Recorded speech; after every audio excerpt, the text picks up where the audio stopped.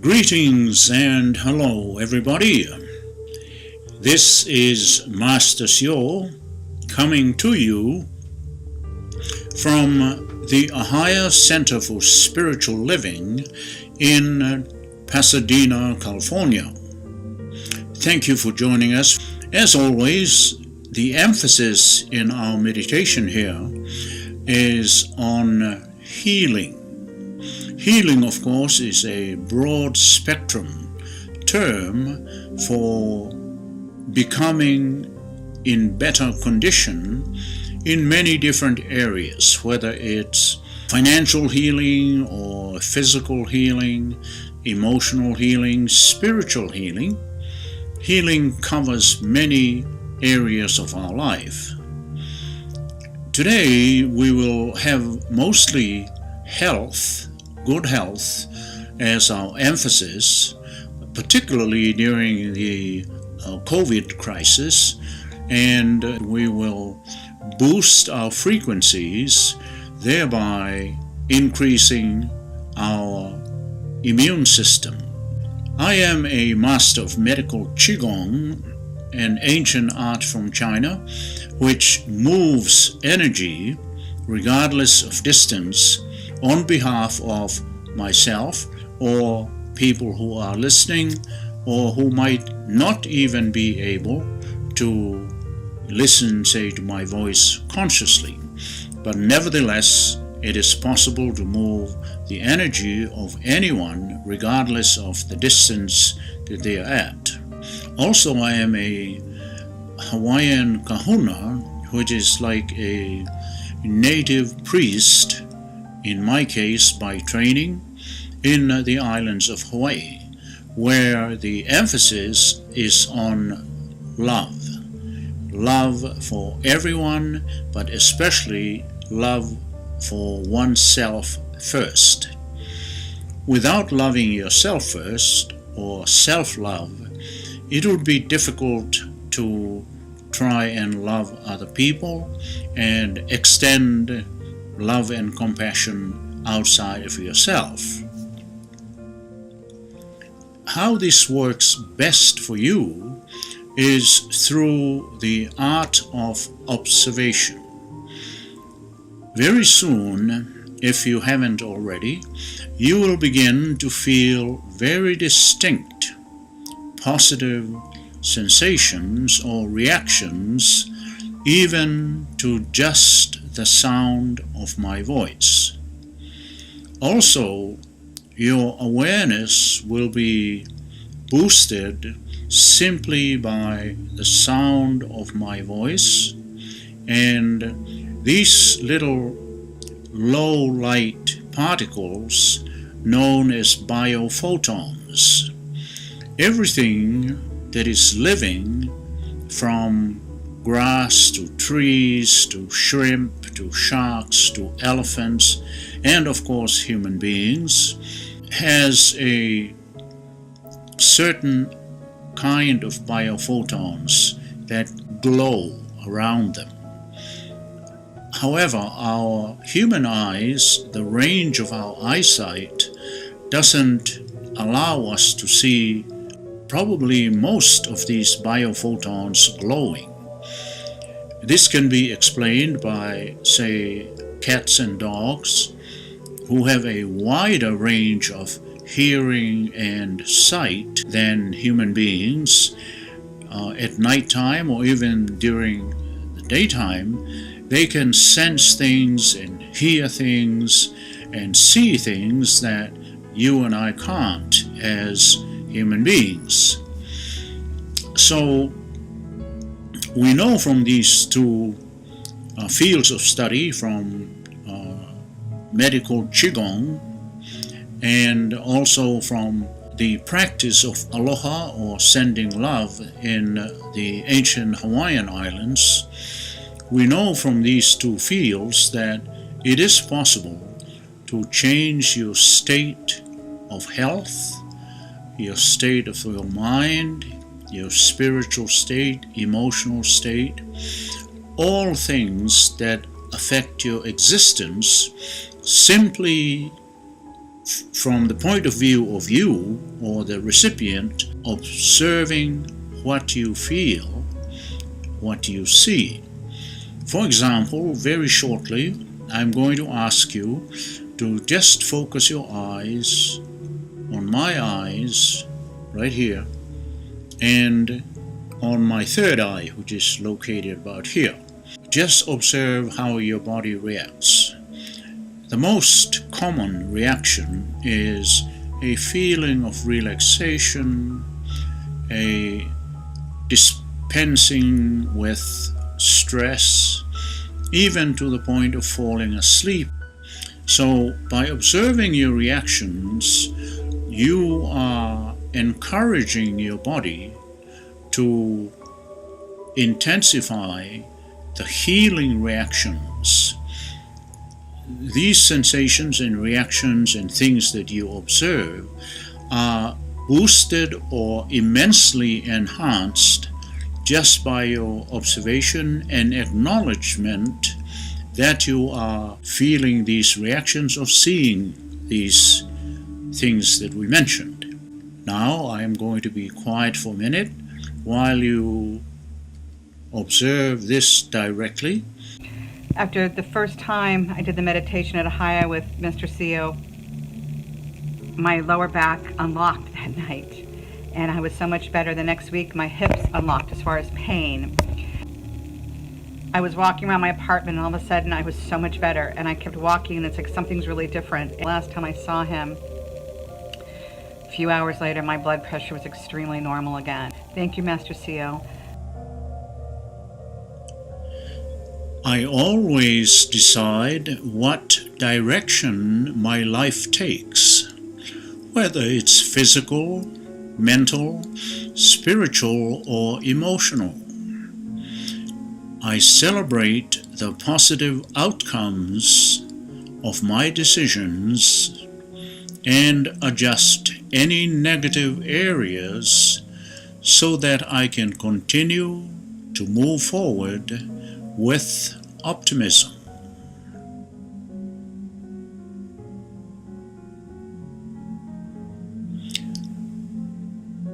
I love myself completely, and I am always guided to do only those things that keep me healthy, like eating only healthy foods, avoiding sugar, exercising regularly, and getting enough rest and sleep.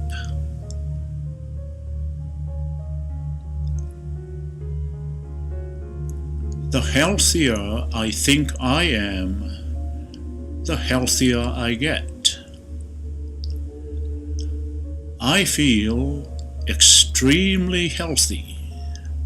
I feel brand new.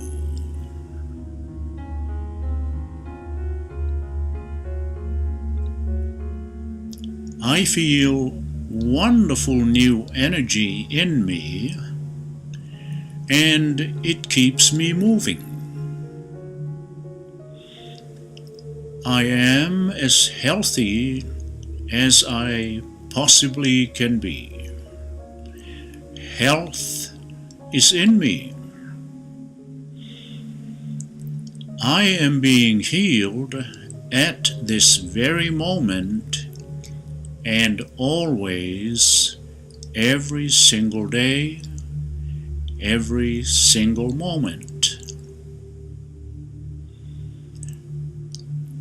I am happy.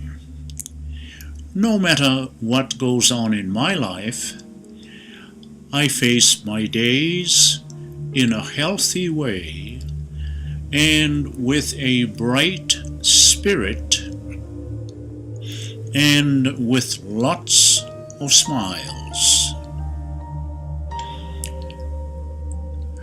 Health belongs to me. Health is in my life.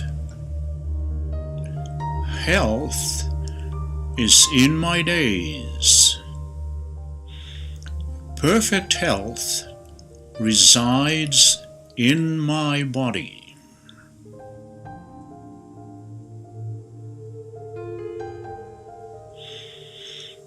I always decide what direction my life takes, whether it's physical, mental, spiritual, or emotional.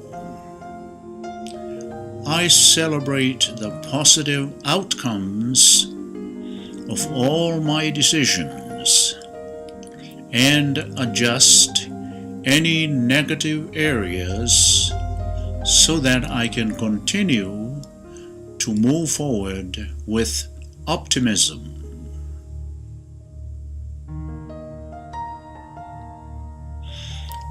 I love myself completely, and I'm always guided to do only those things that keep me healthy, like eating only healthy foods, avoiding sugar, taking time to exercise regularly, and getting enough rest and sleep. Every cell in my body is healthy. My every muscle is healthy. My every thought is healthy and optimistic. All of me is healthy. Yes, I am a perfectly healthy person, and I enjoy living my life.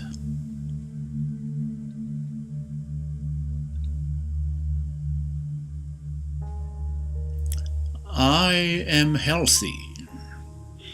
My body is healthy, and my mind is healthy. I have thoughts of wonderful health in my mind at all times. I always consider myself to be healthy, and I always am healthy.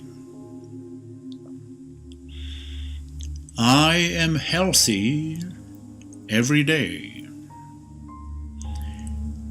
And the more time passes, the healthier I get. Small pains do not bother me. I am healthy. At the end, I always am healthy and with a joyous mind.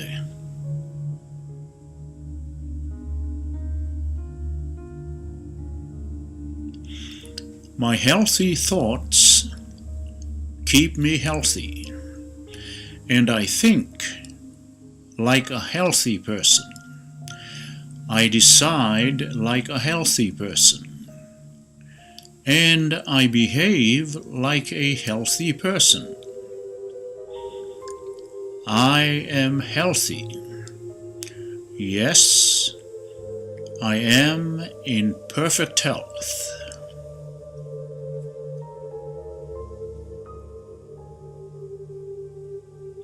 I always decide what direction my life takes, whether it's physical, mental, spiritual, or emotional.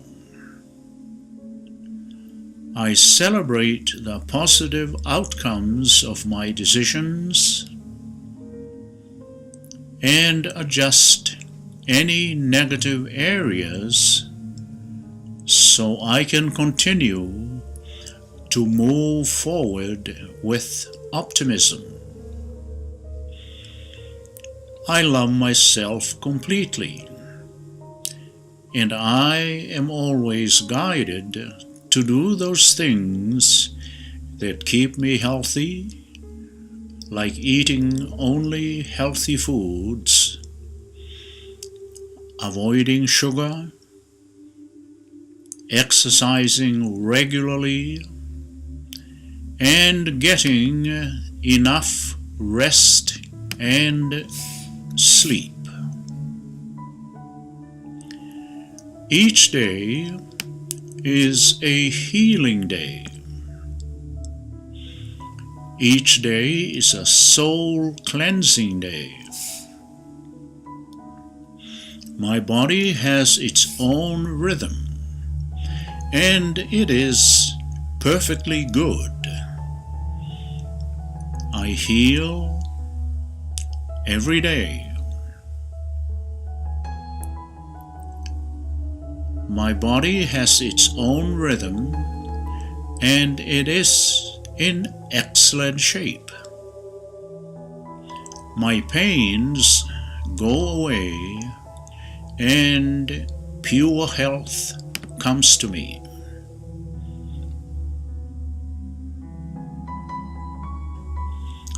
Great health comes to me, and I gain strength. Health comes to me, and I gain power. My mind and body heal, and I get physically and mentally better and better. I am a magnet that attracts all good things, including a wonderful income, better friendships, closer relationships with my family, my relatives, my friends, and at work. Inside of me, there is a calm and serene world. I have inner peace. I have calm. I have serenity. I am relaxed. My body is beautiful, in good shape, and is relaxed and also ready for action without any problems whatsoever. My mind is free of stress every day.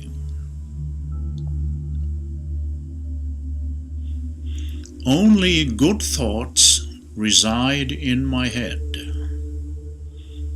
My muscles are relaxed, and I feel healthy, strong, peaceful, purposeful. I feel at one with the universe. I feel calm,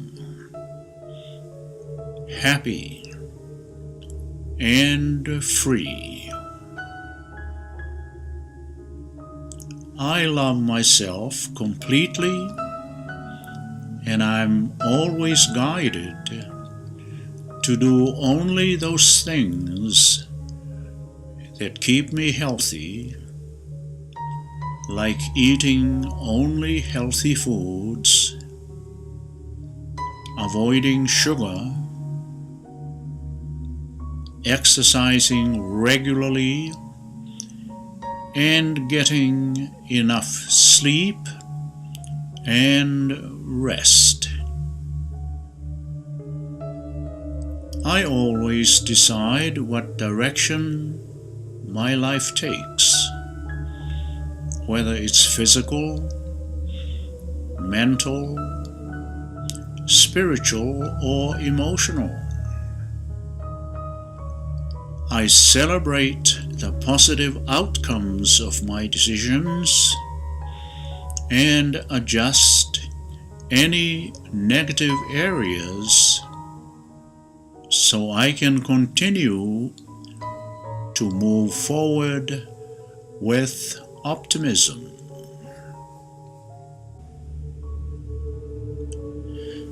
I always decide what direction my life takes, whether it's physical, mental, spiritual, or emotional. I celebrate the positive outcomes of my decisions and adjust any negative areas so that I can continue to move forward with optimism.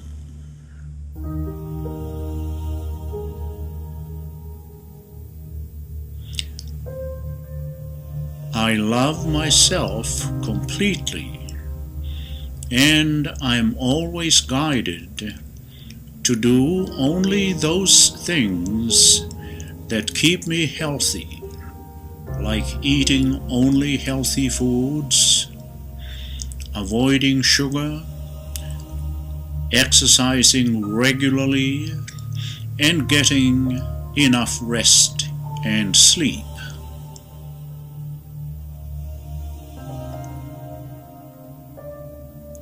The healthier I think I am, the healthier I get.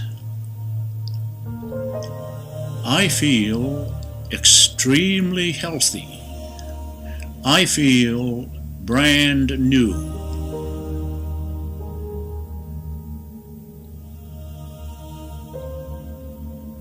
I feel wonderful new energy in me, and it keeps me moving. I am as healthy as I possibly can be. Health is in me. I am being healed at this very moment and always, every single day, every single moment. I am happy. No matter what goes on in my life, I face my days in a healthy way and with a bright spirit and with lots of smiles. Health belongs to me. Health is in my life. Health is in my days. Perfect health resides in my body.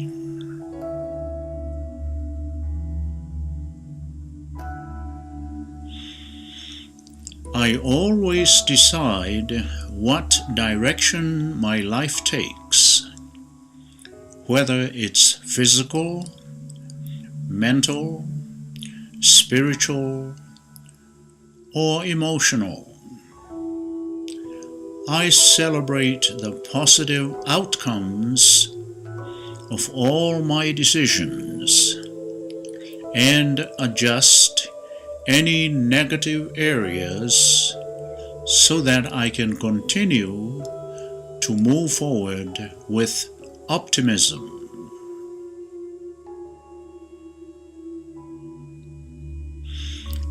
I love myself completely, and I'm always guided to do only those things that keep me healthy, like eating only healthy foods, avoiding sugar,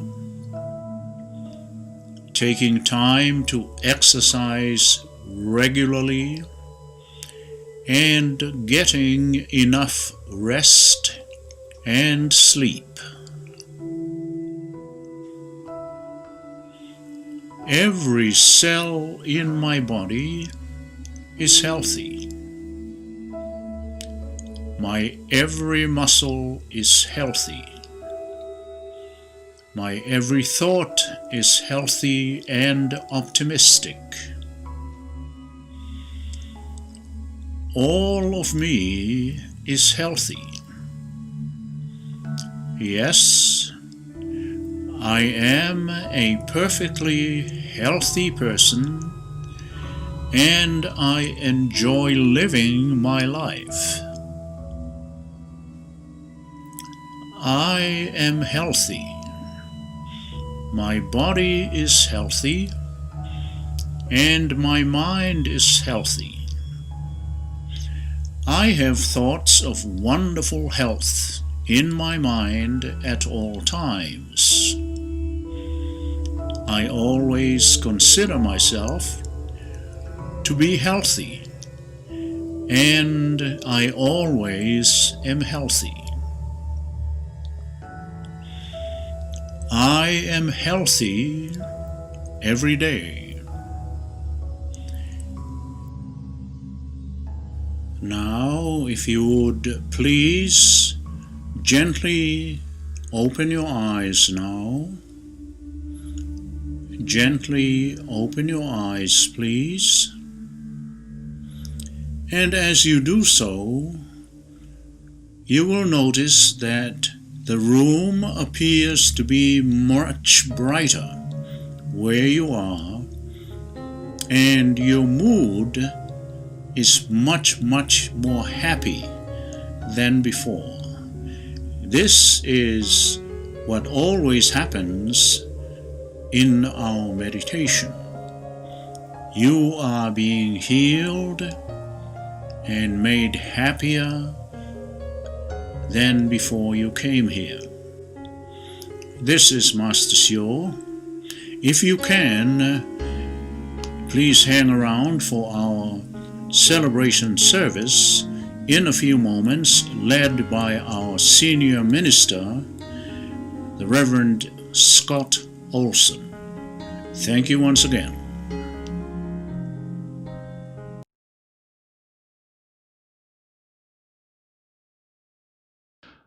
Oh, thank you, Master Sio. It's so great to be here with you on another Sunday at Ahiah. I am so thankful that you support our community in the way that you do and beyond. I know that there are many people who are outside of our community who come and watch you, and I'm happy that they are here today. So I want to ask the people who have come here to see Master Sio if they'd be willing to donate a few dollars, maybe $5 to Ahiah to help us keep Master Sio up on the air. If you are, then showing on our screen right now is 3 different ways of doing that. You can go to our website, which is ahiah.com, ahiah.com/donate, and donate there. Or you can text to give at the number that's showing here, which is 616-229-2225. Or last of all, we always love to get checks, so you can always mail those to us at Ahiah, 150 North El Molino Avenue, Pasadena, California, 91101. However you do that, thank you. It's a blessing to have your donation, and it really does help us to do our mission, which includes bringing Master Sio here on each and every Sunday. So we'll be going live with our Sunday service in just a few moments, and I hope to see you there. Thank you. Bye-bye.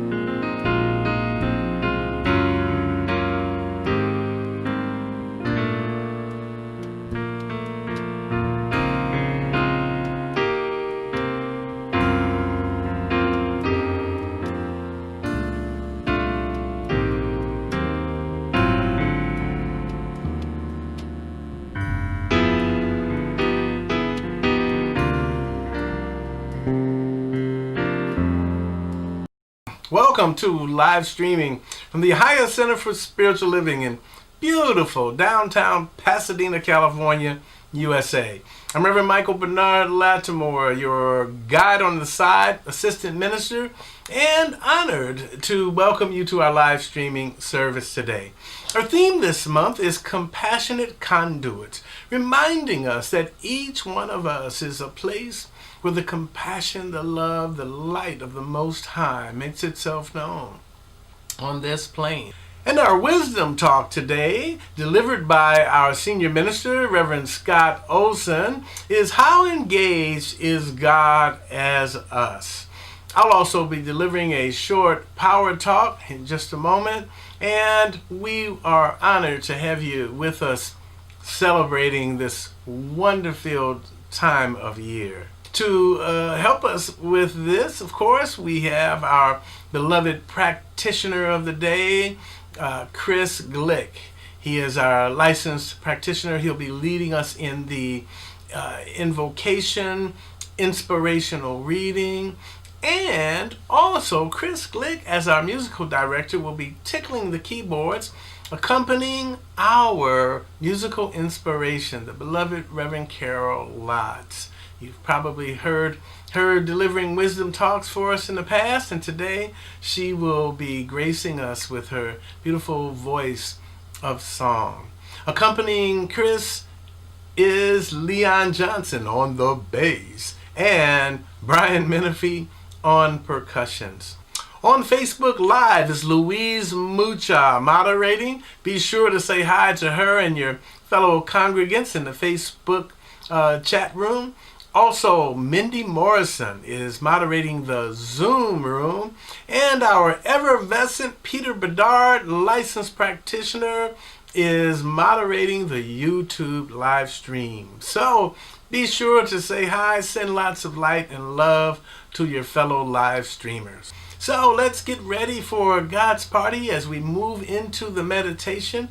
You might want to center yourself inside of yourself, get comfortable.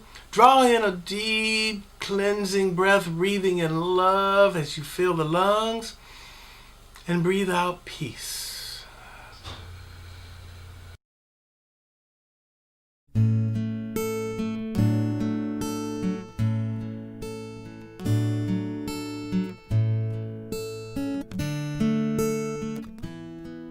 Wherever I am, I'm home. Even when I wander in the world alone, it doesn't matter where I go. Oh no, wherever I am, I'm home. I'm home.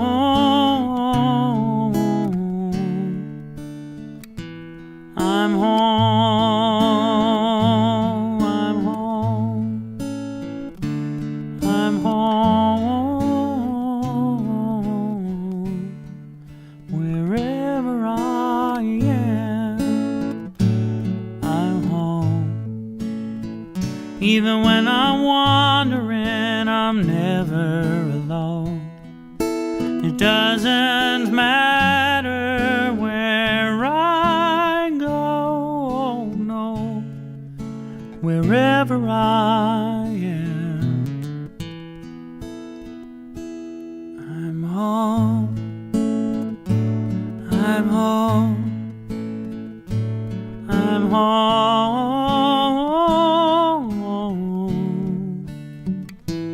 I'm home, I'm home, I'm home, I'm home.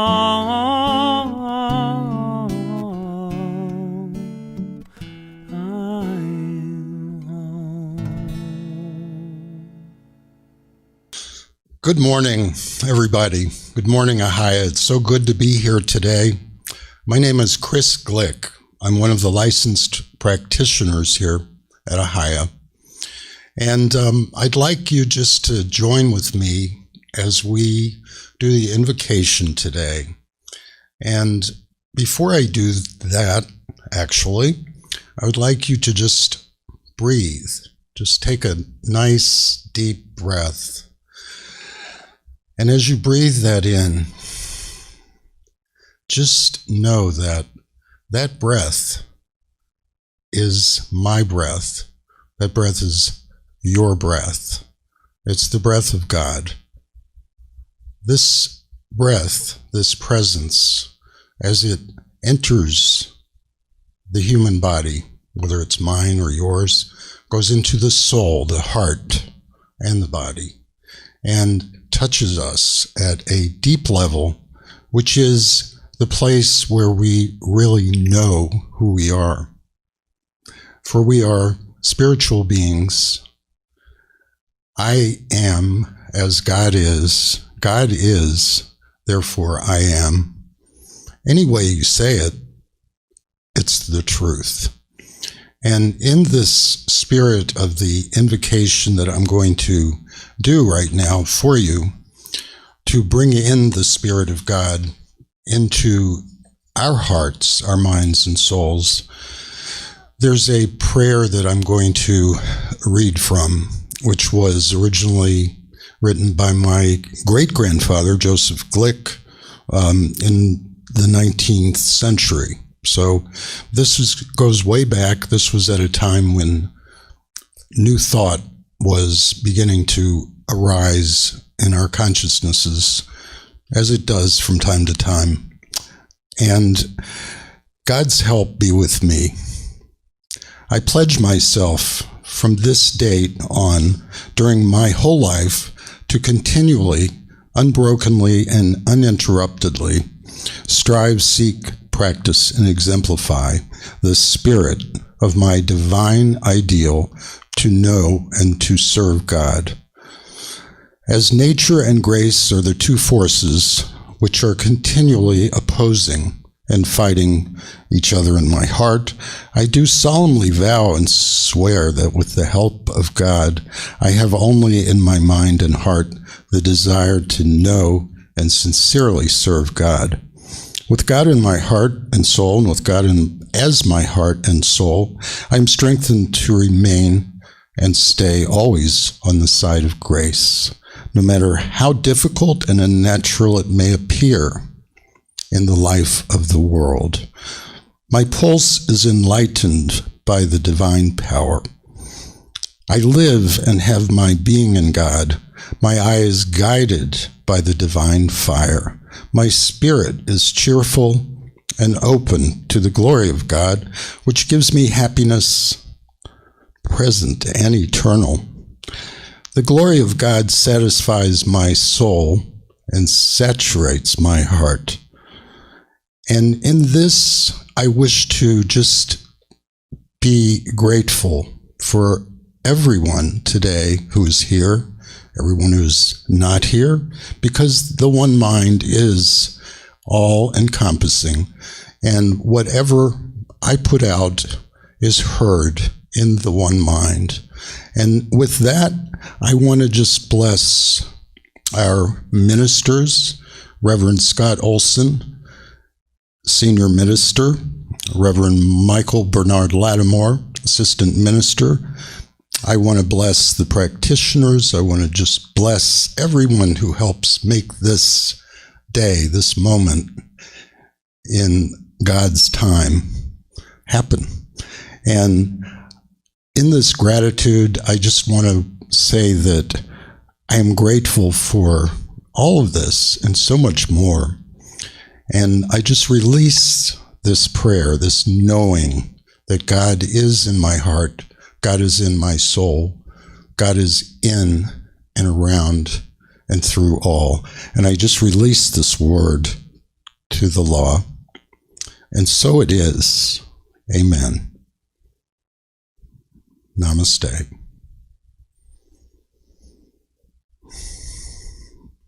I have a poem I would like to read today.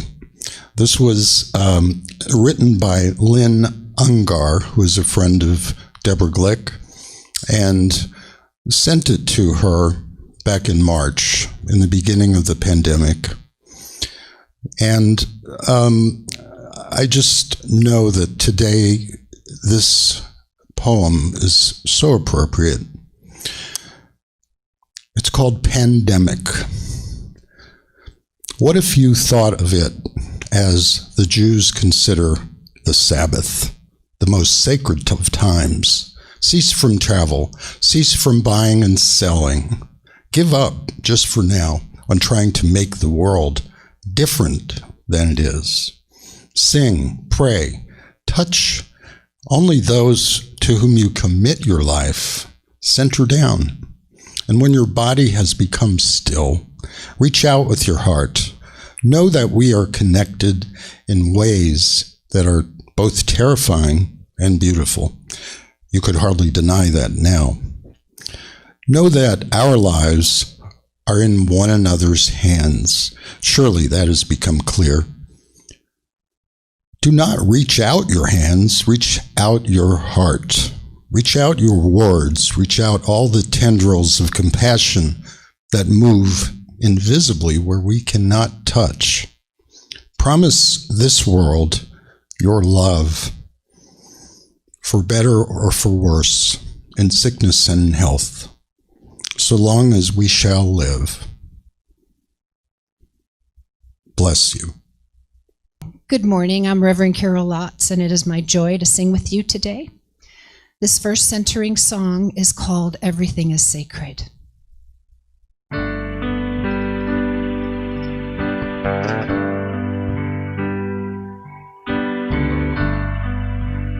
Everything is sacred. Everything is filled with the divine. Everything is alive with spirit, with spirit. Everything is a wonder, unfolding right before our eyes. Everything is alive with spirit, with spirit. Everything is a blessing, bursting from the earth and sky. Everything is alive with spirit, with spirit. Everyone is a blessing. Everyone is filled with the divine. Everyone is alive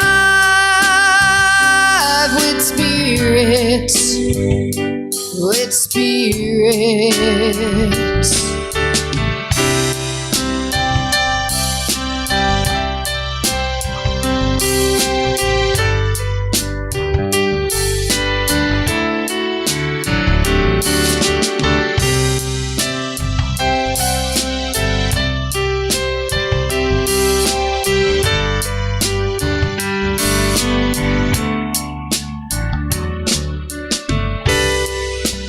Everything is sacred.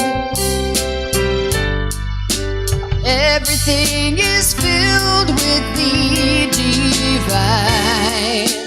Everything is alive with spirit, with spirit. Everything is alive. We are alive. We are alive. We are alive.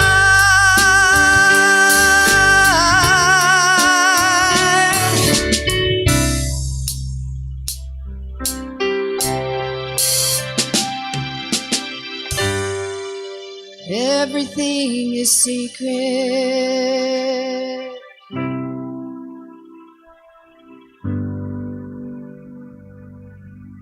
Oh, thank you, Reverend Carol. It's so wonderful having you here, and I love that song too. And one of the words or one of the lines out of the song is, everything is alive in spirit. I believe that, and I know we're going to be talking more about that today, so it's a perfect lead-in. My name is Reverend Scott Olson. I'm the senior minister here at Ahiah Center for Spiritual Living, and it's such an honor to be here with you today. What I know about Ahiah is that it's a special community. It's a special community because we are moving more and more and more towards becoming the beloved community. And that's with a capital B. Now, I know already that we are a loving and safe place. But what the capital B, beloved community, means is that we're moving more towards aligning ourselves all the time with all the love and the peace and the joy that God is. And what that means is that all are welcome here. And that we respect everyone who shows up. All people are safe here at Ahiah. It doesn't matter how you vote. It doesn't matter what the color of your skin is. It doesn't matter who you choose to love. Everybody is welcome here at Ahiah. And we are taking that out into the world more and more and more and changing the community around us. So that's all wonderful stuff. The theme for November that we've been working on for the last few weeks is living as compassionate conduits. And so as we talked about that a couple of weeks ago, we were talking about how a conduit is something that distributes something. So electrical conduit distributes electricity throughout your house. Living as compassionate conduits means that we're distributing the love and the compassion that God is. Troward said that we should all be divine distributors of all the good that God is. I think that feels pretty good to call myself a divine distributor. And so last week, the talk title was, What is God Giving You? And so we talked a little bit about how Spirit is always constantly pouring all of itself into us. And we get to keep that which we are willing to receive. Now, that basically means that we are at choice. Always. We're a choice at what we decide to keep and what we decide to receive in our life. And what we teach in this philosophy is that we decide what we want to keep, not in the conscious decision on a moment-to-moment basis, because that kind of comes and it goes, but rather on the deep beliefs that are playing in our subconscious mind all the time, the intentions that we set in life, and the feelings that we have for people and the things in the world. Those are the things that define what we're able to receive. And so we are at choice, though, at all times, at choice, and we can decide to choose peace, or we can get caught up in the politics of the day. We can choose love, or we can stand by and be silent when the bullhorn of public opinion is filled with hate. It's our choice. We get to choose that. So we know what Spirit would have us choose. I know absolutely that Spirit would have us choose love and peace and joy all the time, in every moment, because when I listen to that still small voice inside, when I quiet the chatter that goes on between my ears, I hear that sweet voice calling for more love, for more peace, for more joy. And so we have that choice. We are always at choice. We can choose to live our lives that way, or we can choose not. Nobody can make the choice for us. So Reverend Mike, he's going to come in and talk to us a little bit more about living as a compassionate conduit. And then I'll be back right after him. And so our wisdom talk today is, how engaged is God as us? And you know, I kept tripping up on that title because what comes forward for me is, I think the question is really, how engaged are we in God? Like, how effective are we as God's Wi-Fi repeaters, spreading the energy of God's love and God's peace and God's joy and goodness? It's become apparent to me that many people are not very engaged in God, simply because of a preoccupation with pain and suffering. We're not meant to suffer. I've heard that pain is mandatory, but suffering is optional. And suffering to me tends to be a bit overboard, although we have a lot of people who are experiencing suffering right now.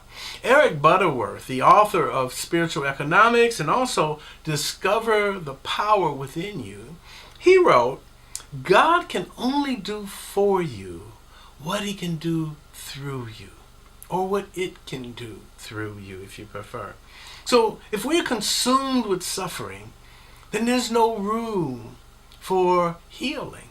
There's no room for the light, for joy, for peace, all of the goodness that just awaits, our conscious attention of it. So this reminds me of the difference between a computer virus infection and a virus infestation. So let me explain what I mean by that. So as a computer geek, for many years, folks would call me when they got a computer virus. They'd be, Mike, my computer has slowed down to a crawl. Can you come over, please help me? So I was used to going over with my little antivirus kit, teaching people how to fortify their defenses, install some antivirus, clean it up, and return things to normal. And so often I'd be going over to the site, the office or the home of someone, expecting to encounter a virus infection. And what I found when I got there was not an infection at all, but what's called an infestation. I mean, layer upon layer of virus, malware, adware. So they had adware with popping up pop-ups all over the place. They had spyware that was recording their keystrokes and sending it off to the mothership. They had malware, which is malicious software, sometimes banking trojans, where you put money in, they take money out. Oftentimes, they even had what they call a boot sector infection, which when the computer first starts up, it immediately takes over the machine, and then it hands off control to what's called a rootkit infection. A rootkit is something that infects your computer at the level of the operating system. So your computer doesn't know, and doesn't even know it doesn't know, that it's been taken over, compromised, fully owned, as the hackers would say, by a rootkit. So some of these computers would be like hopelessly infested. There was no hope. Because believe me, when a computer has that level of infestation, you could never trust it again. You don't want to trust doing your banking on a computer that's had a banking Trojan on it, because you never know if you fully got rid of it. So the only solution for that level of infestation, we would consider that to be suffering for your computer, because your computer really suffers, and it shares its suffering with you by slowing down to a crawl. So the only solution for that is to wipe it clean and start all over again. Fortunately, God has given us an option to be able to wipe our operating system clean and start all over again anytime that we want. Recently, I was watching a series with Joe Dispenza talking about the nature of the pineal gland. So this is a little gland, a little pine cone shaped thing that's between the back of our throat and the back of our head. Little tiny thing. It's sensitive to light.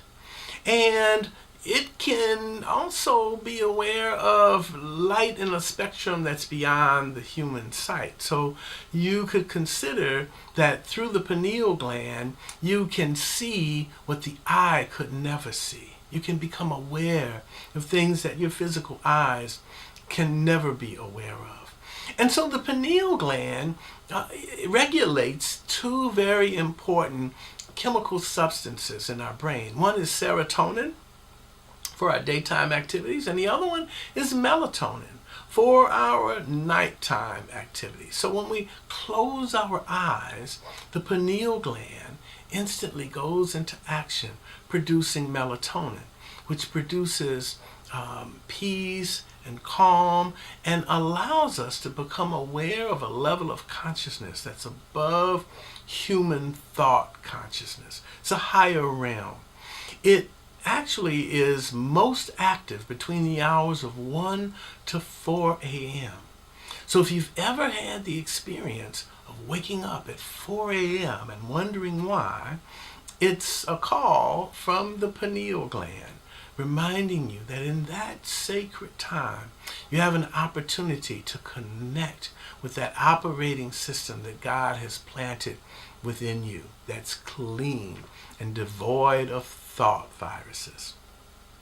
So isn't it wonderful that we've been implanted with a way to wipe that thought virus out, to wipe the operating system clean, to remove suffering, the cause of suffering, and to generate peace and calm and comfort and goodness in the world around us.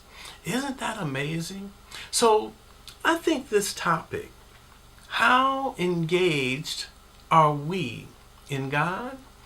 I think it relates to our willingness to be able to turn within, to take that time to allow that peace that is us by divine right. It's ours by divine right. And to allow that to be our default operating system so that we can heal the source of pain, remove the cause of suffering, get rid of the infestation of thought viruses that plague us and cause suffering, and return back to our natural, pure, untouched state as divine beings having a human experience. I'd invite you to experiment in the laboratory of your own life. Take a moment and just allow that practice of turning within to clean that internal computer, removing thought viruses, removing whatever infections you may have going, and allow yourself to be that Wi-Fi hotspot for God, showing up as God, in God, for God, and through God. Namaste, family. So thank you, Reverend Mike. I love the way we're able to share these talks in this way. And thank you so much for your continued support as I continue to support you too. So this week, our talk title is How Engaged is God as Us? And I want to start, that's a big topic, so I'm going to start by just asking the question, how engaged is God? And I think if you were to go out and talk to a bunch of people, probably millions of people in America, their conclusion is that God's not very much engaged at all. And if you went out and spoke to a lot of them, you would find that there's probably a few general themes.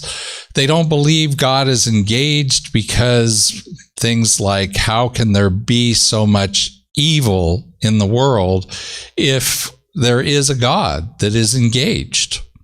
How can there be a Hitler?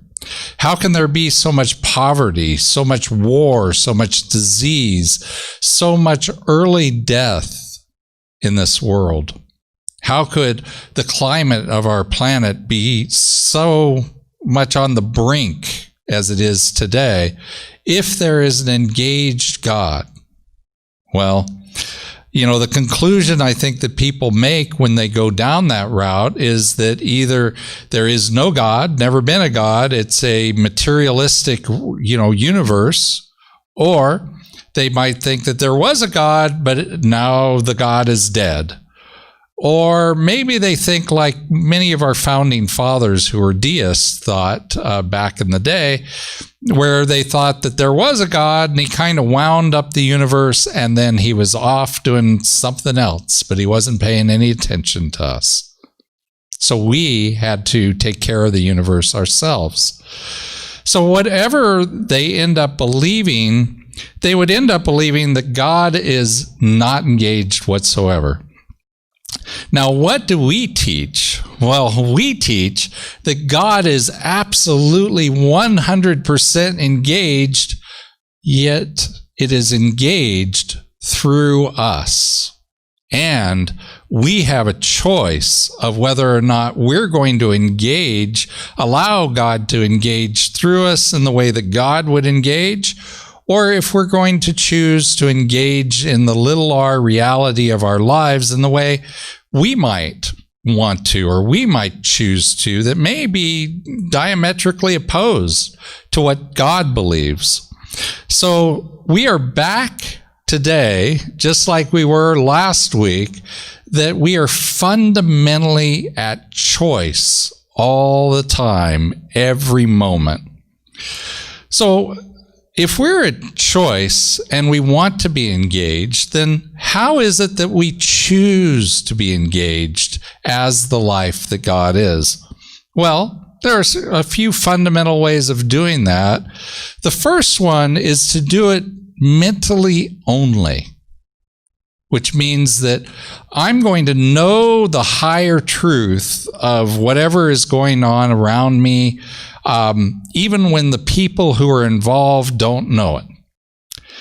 And that would be similar to the way a practitioner prays for people. When you go to a practitioner and ask them to pray for you, what they're doing is they're knowing the truth of what God is in and as and through your life, even when you've forgotten. And they're going to hold that for you until you can remember that truth for yourself. That's what practitioners do, and it's purely a mental thing. On the other hand, there's also a way of being here and being engaged as God in the real world, in the little r reality that we're walking through on a daily basis. Now, many people will say that they don't want to do that, that it's almost like they're getting out in the dirt and getting all dirty, and they're worried that they can't hold their consciousness to be high when they're out in the mud. So, they don't want to be engaged in things like money. They don't want to be engaged in politics. They don't want to be engaged in the disagreements around the world. And yet, there is a way for us to be engaged in those activities and still stay centered. Ernest Holmes says it this way. He says, "We need not leave the world, for we may engage in all of its activities without being controlled by them. We may be in the world of affairs as masters of ourselves and of our minds." So we can engage in the world and stayed centered. That's what Ernest Holmes teaches.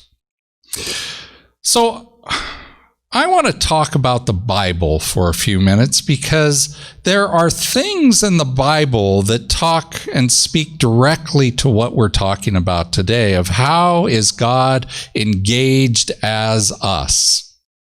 And before I really go into the Bible, I want to remind people, because I think in this nation, in America in particular, I think there are a lot of people who have been wounded and recognize that they've been wounded by the Bible, by people's use of the Bible. And so when they've been wounded in that way, it can be a little bit shy. It's kind of gun shy. I don't want to get close to that thing. It might go off. So I understand that because I am one of those people who has been wounded, especially in my early life, by things that were quoted out of the Bible. But what I want to remind people is that this philosophy, as taught by Ernest Holmes, is a philosophy that embraces all the world's religions. It's a philosophy that embraces, Buddhism and Hinduism and Shinto and Tao, and it also embraces, Christianity in all of its forms. It embraces Islam. It embraces all the world's great religions.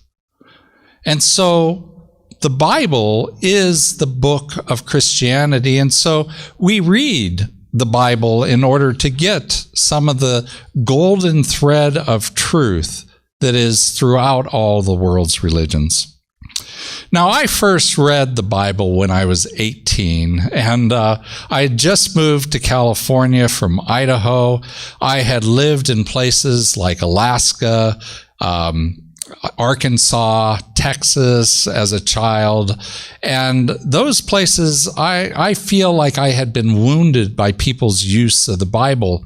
And so when I read the Bible at 18, I was kind of reading it from the place of Sun Tzu, who's the author of The Art of War, an ancient Chinese manual that basically looks at everything in life as if it's war. But he says, he advises that to be good in those battles, know thy enemy. And so when I was 18, I read the Bible not to learn from the Bible, but to learn how to interact with my enemy more closely. I would be able to, say that I had read the entire Bible. And I did. And I looked for all the reasons not to believe it. And I found many. There are many, inconsistencies in the Bible. There are many contradictions in the Bible.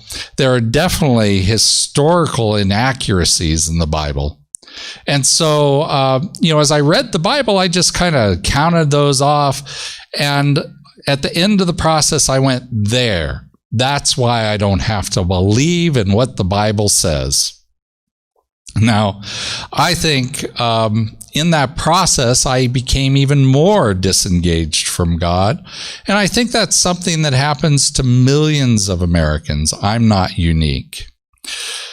The next time that I read the Bible was 35 years later. I was 3 times the age that I had been at 18 by then. And at that time, I was in ministerial school, and I was being, asked to take a Bible class that's not, just a simple Bible class. It's a Bible class that requires you to read the entire Bible, to understand many pieces of the Bible. It's a master's level class. And so I took that, and I did read the Bible, but this time I chose to read it differently. This time, I recognized that there was wisdom in that Bible that I wanted to get out, that I wanted to use. And so by looking at it that way, I didn't have to look at it through the lens of literal, of it being literally true. I could instead look at it through more of a metaphorical interpretation, which is just looking for the wisdom that's in the Bible. And so looking at it metaphorically, it doesn't require me to not believe in dinosaurs. It doesn't require me to believe that Eve was built from Adam's rib. It doesn't require me to believe that the Red Sea parted and the Egyptians were killed, but the Israelites managed to get away because they were able to cross the Red Sea on the bottom of the sea. Doesn't require all of that. It doesn't even require me to think of Moses as a historical person. All I need to do is get some wisdom out of the Bible. So one of the powerful pieces that I got when I read the Bible this second time was I loved the prophets out of the Old Testament of the Bible. And I thought I was going to hate every piece of the Old Testament, but I literally loved the prophets. And there's a thing about the prophets where, there's a bunch of them, but something that's common between them is each of them was called by God to be a prophet. And in that calling, they, in their own individual ways, they learn to know God at a heart level. They tried to describe it in a way that, you could physically describe it. And so you get all these fantastical ways of describing this spirit that is infinite. But each one of them, I believe, knew God at a heart level.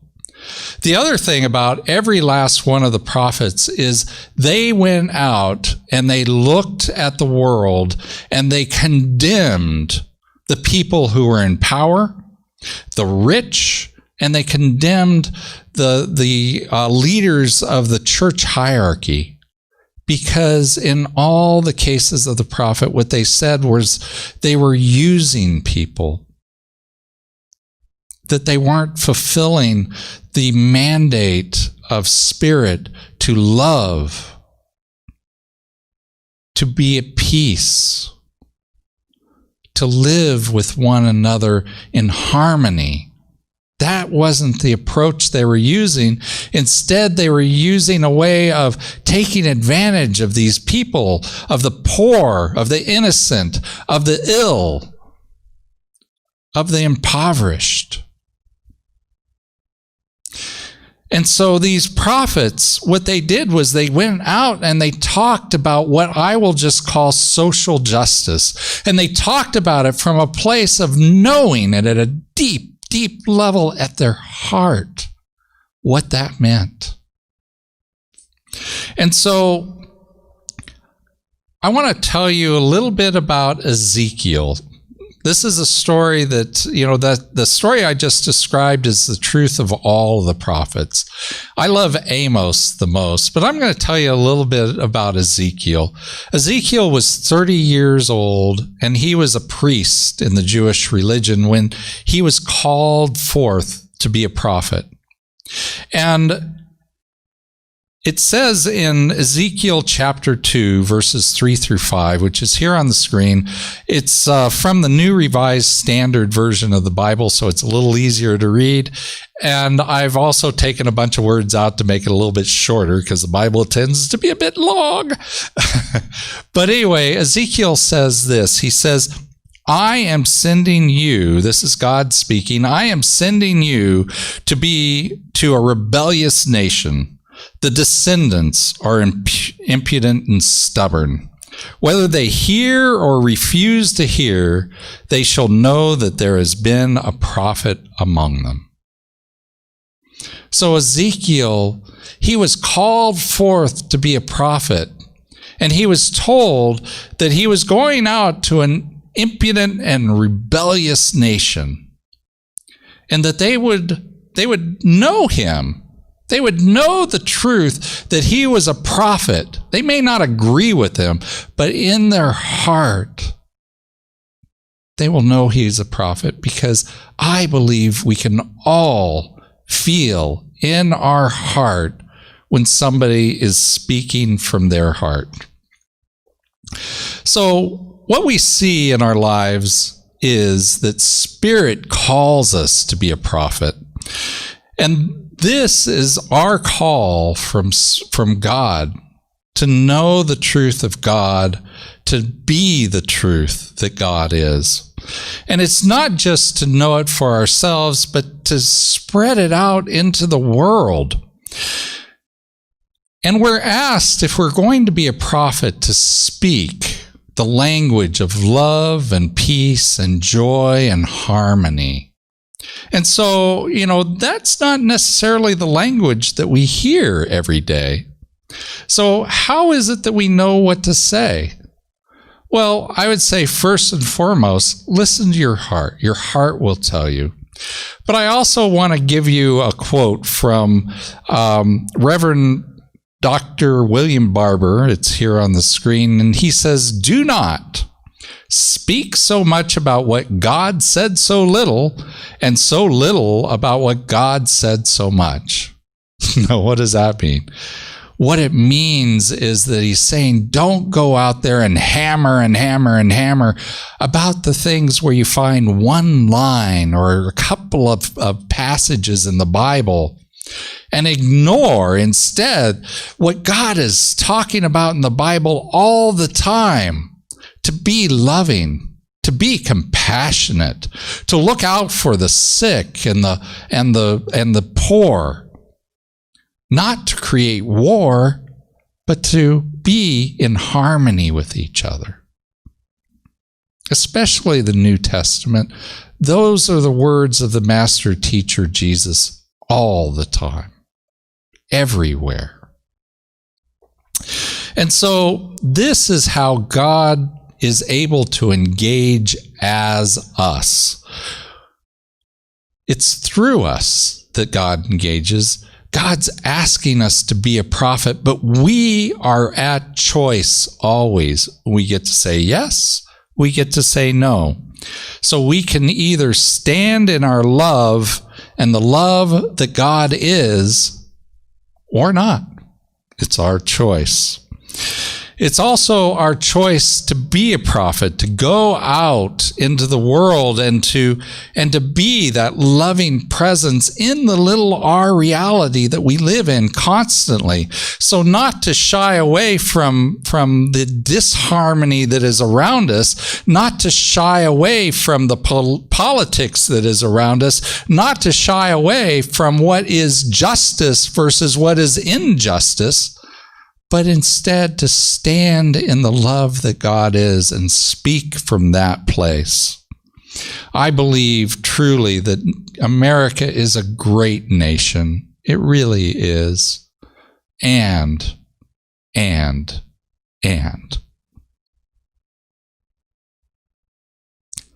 It needs to transform. It needs to come more to a place where we are all together, where we all are living our lives in love, in peace, in order, and in harmony. And I think that's possible. I think it's possible to create a world that works for everyone.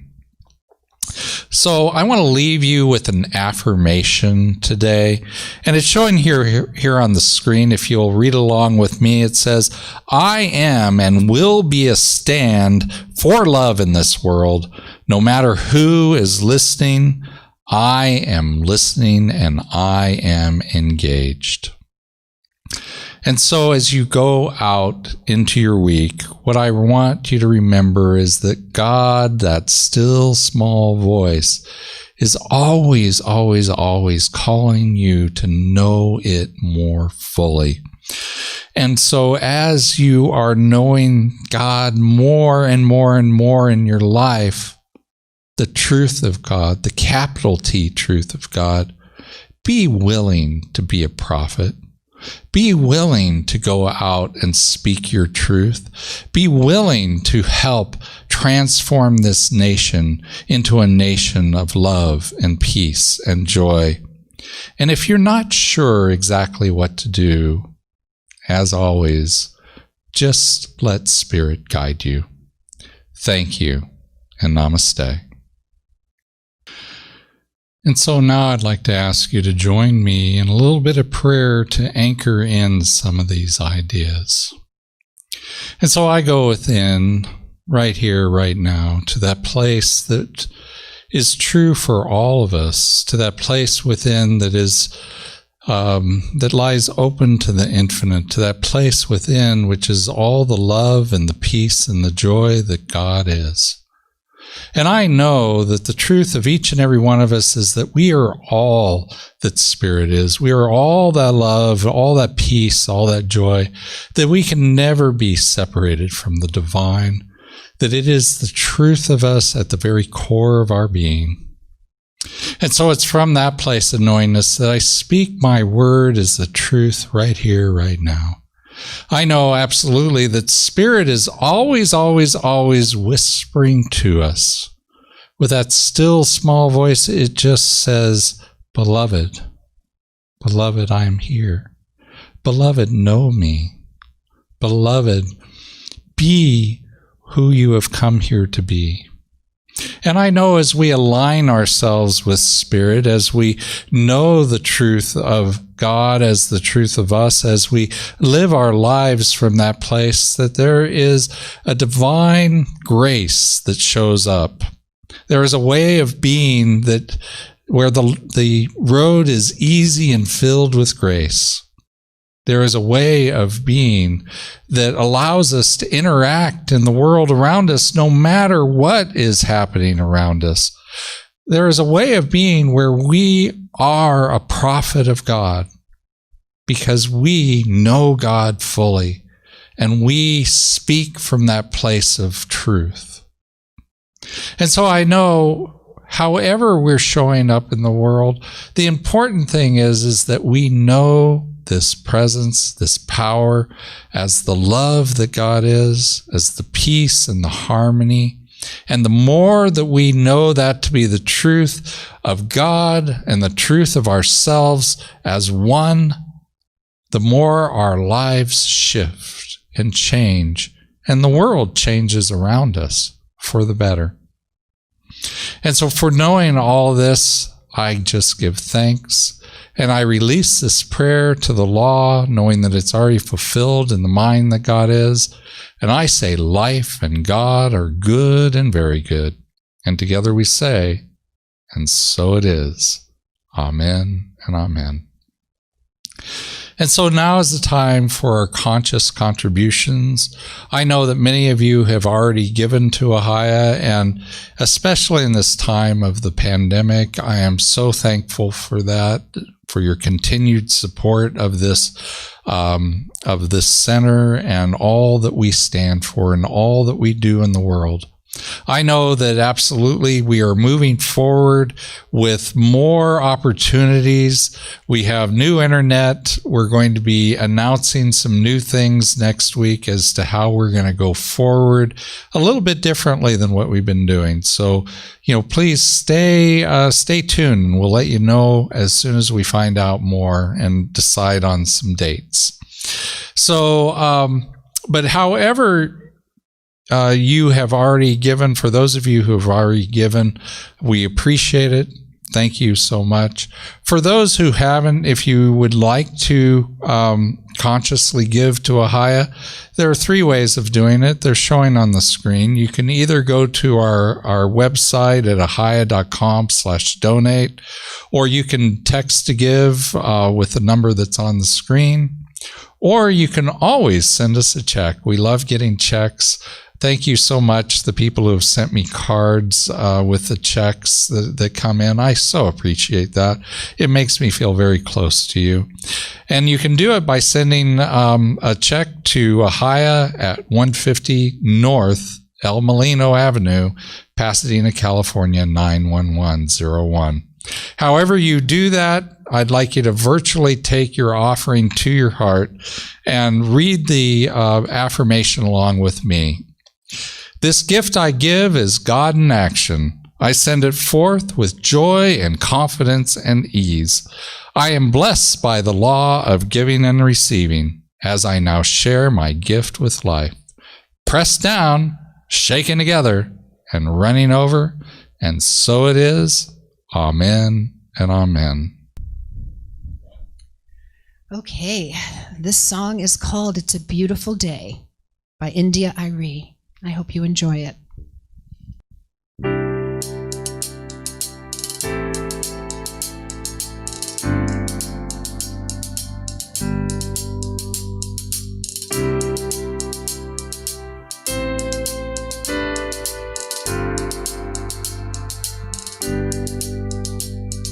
Life is a journey, not a destination. There are no mistakes, just chances we're taking. Lay down your regret, 'cause all we have is now. Wake up in the morning and get out of bed. Start making a mental list in my head of all of the things that I am grateful for.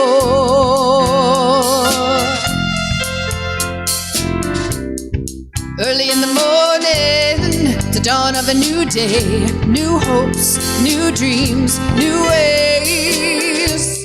I open up my eyes and I open up my mind, and I wonder how life will surprise me today. Early in the morning, it's the dawn of a new day, new hopes, new dreams, new ways. I open up my heart and I'm gonna do my part and make this a positively beautiful day. It's a beautiful day. It's a beautiful day. It's a beautiful day. Life is a challenge, not a competition. You can still smell the roses and be on a mission. Just take a moment to check in with your heart. Sometimes you feel like you've got something to prove. Remind yourself that there's only one you. Just take a moment and give thanks for who you are,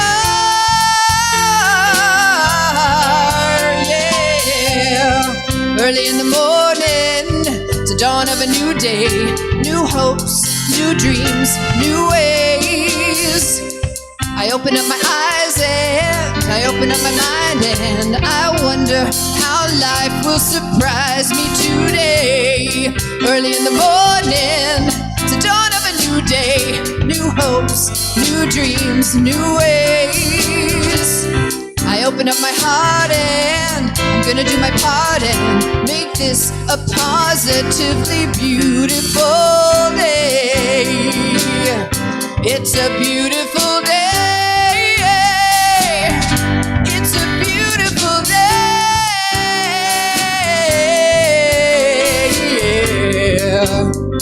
Let's make this a powerful, let's make this a wonderful, let's make this a beautiful day.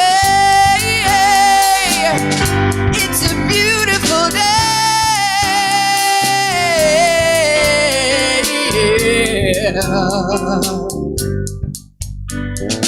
Life is a journey, not a destination.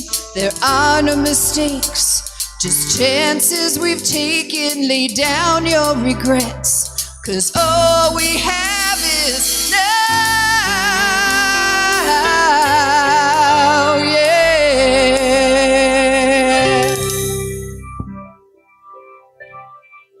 And so now's the time for a few announcements.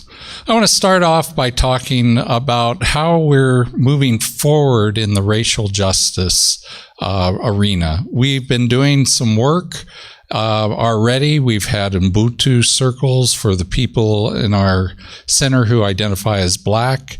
We've also had a book study on me and white supremacy for people who identify as white.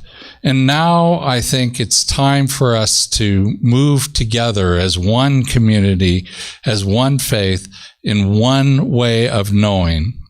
And so we are working hard and diligently to create a beloved community. That's what we're calling it, because we are looking, as I mentioned in our talk earlier, we're looking to express the love and the peace and the joy and the harmony that God is more and more and more in this community that we call Ahiah. And by doing that, we will become the capital B beloved community. So creating the beloved community is going to be a workshop. It's virtual, and it's going to start on Monday, December 7th at 7 p.m. And you can find more details about it on our website and also in our newsletter that comes out every Friday. If you don't get our newsletter, please subscribe at ahiah.com/subscribe. I really, really, really hope to see you there. Thank you, and namaste. Fasten your seat belts and don your funniest hat if you dare. Join guest host Chester the Jester for this fabulous live game show, Your Guru Connection on Zoom. Be a part of the studio audience, participate, or simply have a brilliant, great evening watching. This promises to be a rip-roaring fun night for the whole family. We'll meet 3 gurus who won't be seen until the second round. So join us November 19th at 5 p.m. for Your Guru Connection. You can register online at ahiah.com/virtual. Click on the link or look to your newsletter and there's a click to the link there. You must register ahead of time in order to get the private Zoom room number and password. Hope to see you there. Hello, women of Ahiah. This is Louise. You're cordially invited to join us in Sacred Community for Women on Friday, November 20th from 6:30 to 8:30 p.m. Our topic this month is using our voices in gratitude. In doing so, we begin creating the lives of our dreams as well as creating a better world for all of us, where all things are possible. How do you find us? Go to ahiah.com virtual and click on the Zoom room. We look forward to you joining us, and bring a friend along too. And so now if you would join me in our benediction, it's on the screen. Go ahead and read it along with me. Something wonderful is happening through me right now. It is this thing called life. Life is in my mind. Life is in my body. Life is in all of my affairs. I accept it. I am it, and I share it, just the way it appears and just the way it appears not. Thank you, life. Amen and amen. And I will see you in our fellowship, in our Zoom room, in just a few minutes. You can find the link to the Zoom room by going to ahiah.com/virtual. Hope to see you there. Thank you.